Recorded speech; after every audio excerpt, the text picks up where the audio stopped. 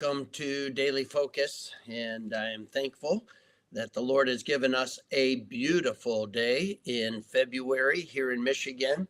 There are some very high clouds periodically, but very blue skies, and the sun is shining bright, and it is a beautiful Friday. And I hope you're off to a great start and that your day is going beautifully as well. This is the day which the Lord hath made. We will rejoice and be glad in it. And I hope that that's your testimony. Well, we left Daniel as he's the leader under attack. Those that are under him are trying to find fault because they want to remove him. They want to somehow uh, discredit him or remove him from his place of leadership. And so they can't find anything. His life is full of character. He's a man of integrity. He's a man of principle, and he has an impeccable reputation. And they've come to the conclusion, if we're going to have anything against him, it's going to have to be in regards to how he serves the Lord. It's going to have to do with his principled life. And so they come up with the scheme, as you know, that they go to the king and they prey upon his pride and ego and say to him, you know what? There's really no reason for anyone to bow down to anybody but you, or to pray to anybody but you. You are the sovereign. You are the supreme. And he's like, oh, you know what? I think that sounds good. And so he goes ahead and signs the decree that if anyone does that, they will be thrown into the den of lions. And in verse number 10.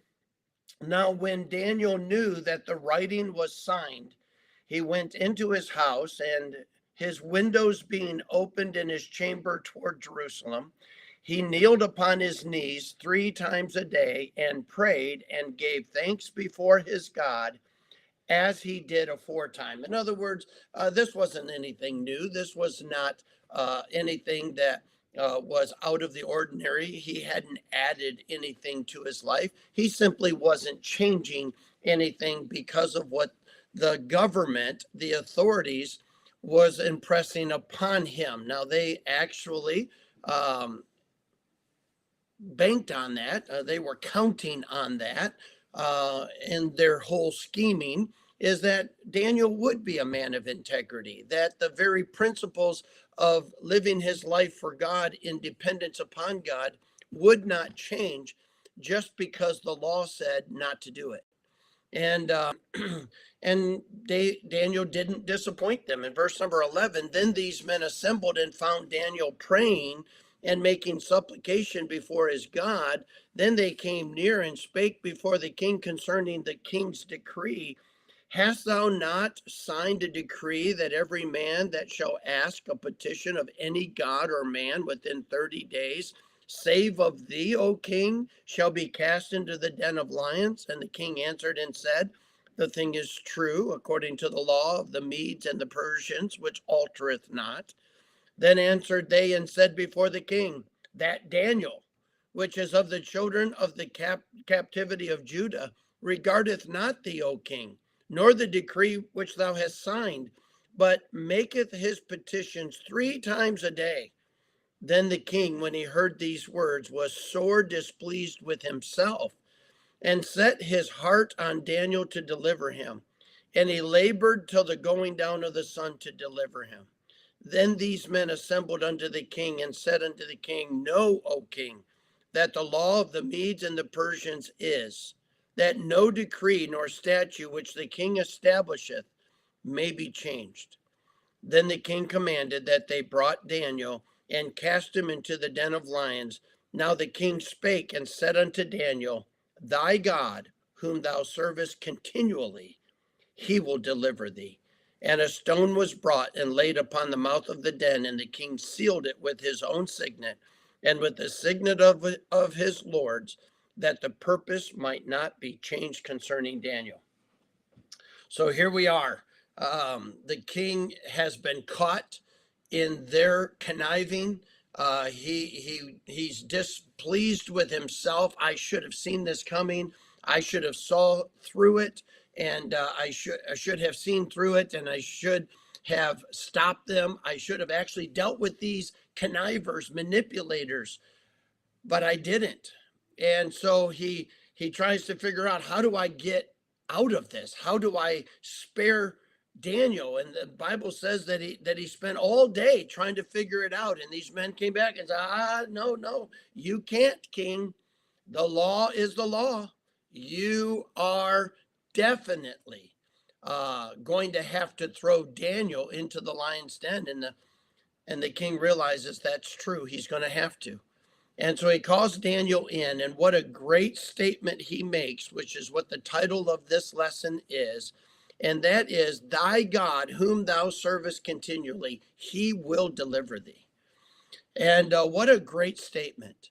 What a great testimony Daniel has, that even though the king has been caught in his own arrogance, even though he has been manipulated and used like a rag doll, right? He all of a sudden he realizes, you know what? I've made a foolish decision. But Daniel's God has done incredible things. There is no doubt that Darius knew all about Nebuchadnezzar. There is no doubt that the stories of what Daniel, Shadrach, Meshach, and Abednego have been able to do through the power of God, there is no doubt Darius knew all about all of that. And his conclusion was, Daniel, your God, who you so faithfully serve every day, he will deliver you. These lions have no power. And we're going to find next week that the very familiar story, but where I want to draw the attention is the work of God in Darius's life. Oh, we realize that there's a day coming that these connivers are going to reap what they are sowing, what they wanted for Daniel, they're going to experience. And that's the principle of sowing and reaping. That's how it works. And that's why we better remember before we make decisions that they have a future. And the sowing and reaping principle is absolutely true. We better remember that. But I think it is amazing for all of us to go into this weekend remembering that our testimony before the unsaved world can be this: your God, whom you serve continually, he will deliver you. We look at a ever increasing secular humanistic world, an ever increasing liberal government. We live in a day where people become harder and harder to spiritual truth. We fight the temptations of our selfish flesh. But can I say to you what Darius said to Daniel? Your God, whom you serve continually, he will deliver you. And so we can rest in a sovereign, powerful God and just serve him with our whole heart, serve him enthusiastically, and serve him continually. It will be worth it. God bless you. I hope you have a great weekend. I'll look forward to seeing you again on Monday.